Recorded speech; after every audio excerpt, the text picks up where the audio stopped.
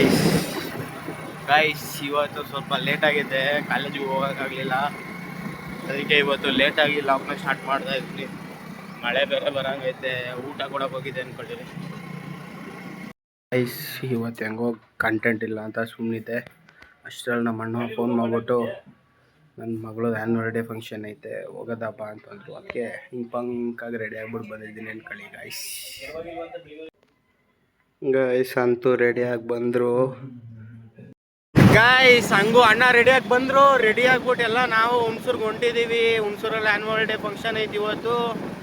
Guys ಹೋಗೋದರಲ್ಲಿ Saibaba ದೇವಸ್ಥಾನ ಸಿಗ್ತದೆ, ಸುಮ್ಮನೆ ಹೋಗೋದು ಅಂದ್ಬಿಟ್ಟು ಪ್ರಸಾದ ತಿನ್ಕೊಂಡು ಹೋಗೋ ಅಂತ ಬಂದೆ. ಎರಡೆರಡು ಪ್ರಸಾದ ಕೊಟ್ಟವ್ರೆ ಗೈಸ್. ಅವ್ರಿಗೂ ಗೊತ್ತಾಗೋಗೈತೆ ನನಗೊಂದು ಸಾಲಲ್ಲ ಅಂತ. ನಮ್ಮ ಅಣ್ಣನೂ ಒಂದು ತಿಂತ ನಿಂತವ್ರು ನೋಡಿ ಇಲ್ಲಿ.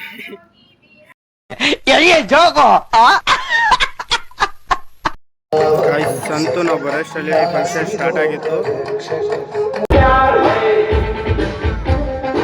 ಗೈಸ್ ಡ್ಯಾನ್ಸ್ ಅಂದ್ಬಿಟ್ಟು ಕರ್ಸ್ಬಿಟ್ಟು 1 hour ಇಂದ ಇಲ್ಲೇ ಕೂರ್ಸೋರೆ ಫ್ರೆಂಡ್ಸ್.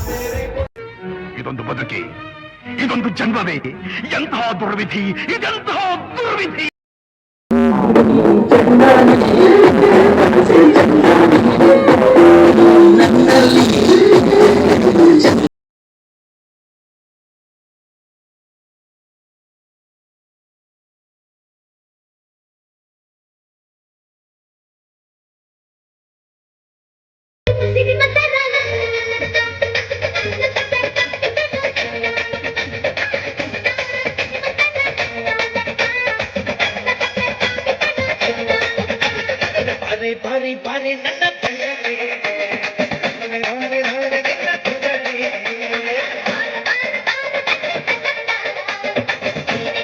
ಫ್ರೆಂಡ್ಸ್ ಇಲ್ಲಿಗೆ ಇವತ್ತಿನ ಲಾಗ್ನ ಸ್ಟಾಪ್ ಮಾಡ್ತಾ ಇದ್ದೀನಿ.